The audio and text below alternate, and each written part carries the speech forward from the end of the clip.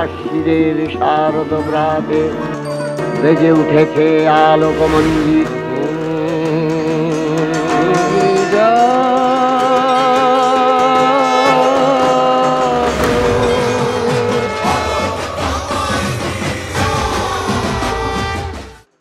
আপনি আমি প্রত্যেকেই জানি মা দুর্গার পুজোতে প্রথম যে মাটিটা লাগানো হয় সেটা পতিতা বাড়িরই মাটি নিয়ে আসা হয়।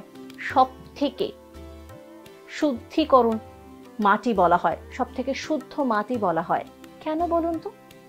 পতিতা বাড়ির মাটিকে কেন শুদ্ধ বলা হয়? যেখানে দাঁড়িয়ে আজও এই শতাব্দীতে দাঁড়িয়েও পতিতা বাড়িতে যাওয়াকে অন্যায় মনে করা হয়, সেই পতিতা বাড়িটাকে অচ্ছুত মনে করা হয়। কিন্তু সেই জায়গায় দাঁড়িয়ে সেই পতিতা বাড়ির মাটি সব থেকে বেশি শুদ্ধ বাঙালির শ্রেষ্ঠ উৎসব দুর্গোৎসবে। কি কারণে মনে করা হয়, কবে থেকে এই প্রচলন হয়ে আসছে, সেই গোটা বিষয়টা জানবো। আমাদের সঙ্গে রয়েছেন পুরাণ ও শাস্ত্রবিদ নবকুমার ভট্টাচার্য। স্যার, আপনাকে আজ তাক বাংলায় স্বাগত। আজ তাক বাংলা দর্শকদের নমস্কার। স্যার, আমরা দেখেই আসি, শুনে আসি খুব ছোটবেলা থেকে যে পতিতা বাড়ির মাটি সব থেকে বেশি শুদ্ধ এবং মা দুর্গার পুজোতে পতিতা বাড়ির মাটি লাগেই লাগে। এর পিছনে আসল ইতিহাস কি? दीवारों के रंग या फैंसी बाथरूम फिटिंग्स पे ना जाइए, अंदर की मजबूती जो सिर्फ टीएमटी से मिलती है उसको परखिए। कैप्टन टीएमटी, घर की असली शक्ति। দেখো, দুর্গাপুজো যখন শুরু হয় তার সংবিধান প্রণেতারা একটা কথা লিখেছিলেন, পুরাণ থেকে, ভবিষ্যত্তরীয় পুরাণ থেকে একটি বচন লিখেছিলেন। সেখানে বলছেন দুর্গাপুজো সকলের পুজো। বচন বলছেন, ব্রাহ্মণৈ ক্ষত্রিয়ৈ বৈশ্যৈ শূদ্রৈ রণ্যৈশ্চ সেবকৈ এবং নানা ম্লেচ্ছগণৈ পূজ্যতে সর্বদস্যভি। দুর্গাপুজো সবাইয়ের অধিকার। ব্রাহ্মণ, ক্ষত্রিয়, বৈশ্য, শূদ্র এবং ম্লেচ্ছ যারা বলা হচ্ছে, সমাজের একদম অপাংতেয়, একদম নিচু স্তরে যারা রয়েছে তাদের জন্যও দুর্গাপুজো। दीवारों के रंग या फैंसी बाथरूम फिटिंग्स पे ना जाइए, अंदर की मजबूती जो सिर्फ टीएमटी से मिलती है उसको परखिए। कैप्टन टीएमटी, घर की असली शक्ति।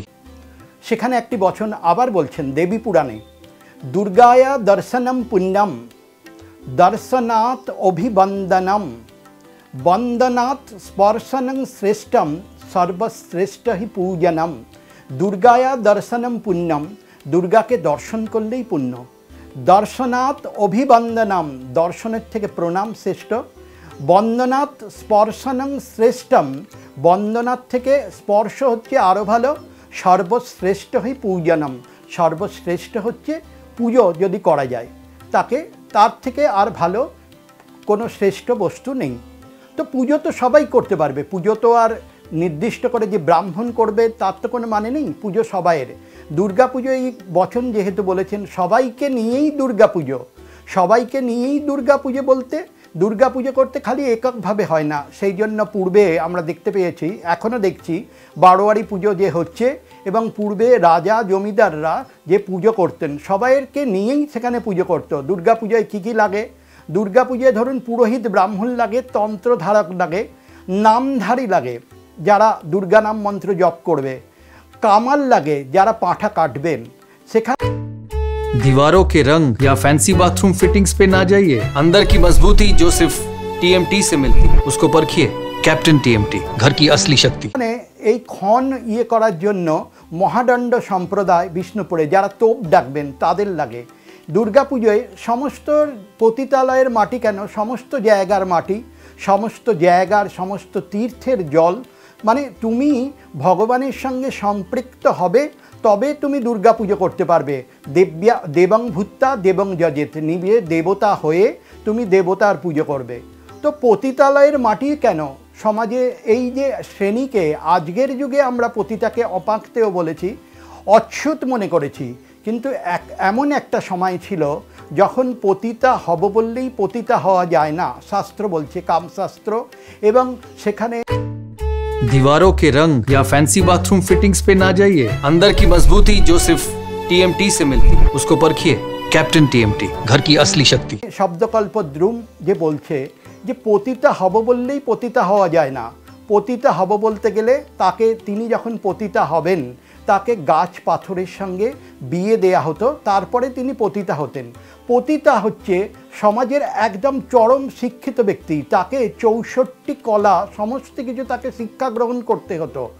আমরা দেখছি যদি মৌর্য সাম্রাজ্য আমরা দেখি, যে মৌর্য মহাভারতে আমরা দেখি, সেখানে রাজা যুদ্ধ করতে যাচ্ছেন, রাজা যে যুদ্ধ করতে যাচ্ছেন সেই যুদ্ধের যে তিনি কিভাবে জয় করবেন সেটা পতিতার সঙ্গে, তার সঙ্গে আলোচনা করছেন, কিভাবে সেইখানে শত্রুর দেশে তিনি যাবেন, কিভাবে সেখানে সংগ্রাম করবেন। পতিতা হচ্ছে তখনকার দিনের একজন গুপ্তচর, সেই ব্যবস্থা কৌটিল্যের অর্থশাস্ত্র বলেছেন।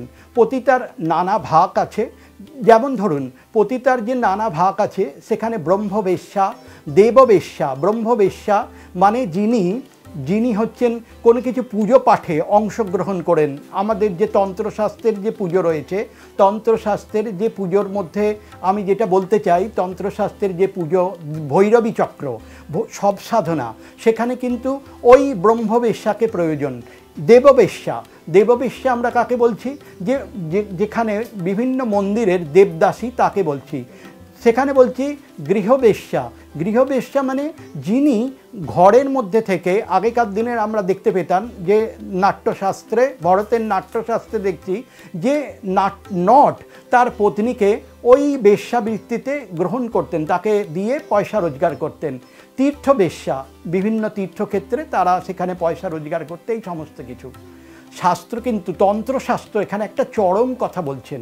এই যে কালী, তারা, মহাবিদ্যা, এই যে বলছেন, এদেরকে কিন্তু তন্ত্রে বেশ্যা বলা হয়েছে, তারা এক একটি বেশ্যার অঙ্গ বলা হয়েছে। আমরা যে সপ্তপুরী বলছি, অযোধ্যা, মথুরা, মায়া, কাশী, কাঞ্চি, অবন্তিকা, তাকে বেশ্যা স্থান বলা হয়েছে। এই যে দুর্গা পুজো বলা হচ্ছে, দুর্গা পুজো যে সকলকে নিয়ে পুজো, আজকের যে পতিতা এবং তখনকার দিনের যে পতিতা সমাজের পাপ গ্রহণ করে তারা নীলকণ্ঠ হয়ে যাচ্ছে। নীলকণ্ঠ আমরা কাকে বলি? শিবকে নীলকণ্ঠ বলি। তিনি বিষ গ্রহণ করেছেন বলে তিনি শিব, হলাহল গ্রহণ করেছে। সমাজের যে পাপ, সমাজের যে আমরা যাকে পাপ বলছি, সেই পাপ যারা গ্রহণ করছে তারাও তো এক প্রকার নীলকণ্ঠ, শিবের সমান। সেই জন্যে দুর্গার পুজো হচ্ছে, মায়ের পুজো হচ্ছে। বাবার যিনি ভক্ত, যে বাবার সমান যিনি অধিকারী, তাকে বাদ দিয়ে তো পুজো হবে না। সেই জন্যে বেশ্যাদ্দার মৃত্তিকা আজকের যুগেও একদম অপরিহার্য অঙ্গ বলে গ্রহণ করা হচ্ছে, সেটিকে কিন্তু বাদ দেওয়া হয়নি।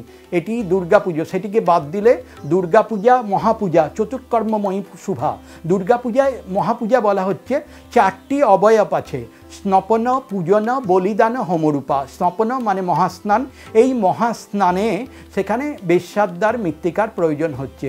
যদি আমরা বেশ্যাদ্দার মৃত্তিকাটি সেখানে বাদ দিই তাহলে মহাপূজাটিই হচ্ছে না। এই মহাপূজাটি যাতে যুক্ত করা যায়, সেই মহাপূজা যাতে পরিপূর্ণ ফললাভ করতে পারে, সেই জন্যই বেশ্যাদ্দার মৃত্তিকার প্রয়োজন। স্যার, পাশাপাশি আরও একটা জিনিস, আমরা যদি এই আপনি যেমনটা বললেন যে বিভিন্ন জায়গার জল লাগে, মাটি লাগে, তার মানে কোথাও গিয়ে সমাজকে এক সুতোয় বাঁধার একটা প্রচেষ্টা, সেখানে কেউ উঁচু নেই, কেউ নিচু নেই, প্রত্যেকের সমান, মানে মায়ের কাছে প্রত্যেকটা সন্তান সমান, তারও একটা বার্তা। এই বার্তাটা আমরা কিন্তু পাচ্ছি পিতৃপক্ষে যে আমরা জল দিচ্ছি, দেখো সেই বার্তাটা সূচনা হয়ে গেল। অতীত কুলকোটিনাং সপ্তদ্বীপ নিবাসিনাম, যে সপ্তদ্বীপ আছে পৃথিবীর, তাদেরকেও আমরা জল দিচ্ছি। আমরা বলছি যে বান্ধবা বা যে আমার বন্ধু, যে আমার বন্ধু নয়, তাকেও আমরা জল দিচ্ছি। আমরা আব্রহ্ম স্তম্ভ পর্যন্ত জগৎতিপতু, পৃথিবীর সব লোককে আমরা জল দিচ্ছি। ধরুন আজকে যে জাতপাত এবং অন্য দেশের সঙ্গে আমাদের যে বিরোধ, পার্শ্ববর্তী দেশের সঙ্গে, আমরা কিন্তু তাদেরও জল দিচ্ছি, তিনিও আমার বন্ধু। এখানে এই যে একাগ্রতা, জাতীয় সংহতি শুরু হয়ে গেল। এই যে দেবীপক্ষ, পিতৃপক্ষ থেকে সেই জাতীয় সংহতির বার্তা পিতৃপক্ষতে কিন্তু বয়ে নিয়ে যাচ্ছি, সকলকে নিয়েই দেবীর পূজা। বেশ, অসংখ্য ধন্যবাদ স্যার আপনাকে। তার মানে এক কথায় বলা যায়, যে কথা আমরা বলতে থাকি, যে দুর্গা পুজো মানে একসঙ্গে মজা করব, দুর্গা পুজো মানে একসঙ্গে পথ চলবো। সেখানে না সমাজের উচ্চ বর্ণ রয়েছে, না সমাজের নিম্ন বর্ণ রয়েছে, সেখানে প্রত্যেকে এক সুতোয় বাঁধা। এবং মা দুর্গার যে 9টি রূপের পুজো হয়, সেখানেও সমাজের যে প্রত্যেকটা স্তরের কথা বলা হয়, সেই প্রতিটা স্তরেই কিন্তু বোঝা যায় যে সমাজের যে ভেদ রয়েছে সেই বর্ণভেদের নামানুসারেই তার নাম রাখা হয়েছে। ওই যে কথায় বলে না, মা কখনো আলাদা হয় না, মা আসলে প্রত্যেকের, সকলের মা। সে তার সন্তান যেমনই হোক, তার সন্তান যদি গরিব হয় তাহলেও তিনি মা, তার সন্তান যদি খোঁড়া হয় বা কানা হয় তাহলেও তিনি মা। তিনি প্রত্যেকের মা, জগৎ সংসারের মা। আর সেই রূপই ধরা পড়েছে দুর্গার বিভিন্নভাবে, তাকে দেখা গেছে বিভিন্নভাবে। শুধুমাত্র যে পতিতা বাড়ির মাটি লাগে এমনটা কিন্তু নয়, তার সঙ্গে কিন্তু বিভিন্ন জায়গার মাটি লাগে, যে কথাটা খুব সহজে বলা হয় না। সবসময় বলা হয় পতিতা বাড়ির মাটিতেই মা দুর্গার আরাধনা হয়, না, পতিতা বাড়ির সঙ্গে সঙ্গে আরো বিভিন্ন জায়গার মাটি, জল সবটা নিয়ে এক কথায় আমরা প্রত্যেকে এক জায়গায় রয়েছি। এরকমই পুজোর আরো যদি অন্যান্য আপডেট জানতে চান, ইতিহাস জানতে চান, তাহলে অবশ্যই নজর রাখুন আজ তাক বাংলার ইউটিউব স্ট্রিমে। আশ্বিনের শারদ প্রাতে বেজে উঠেছে আলোকমঞ্জিত।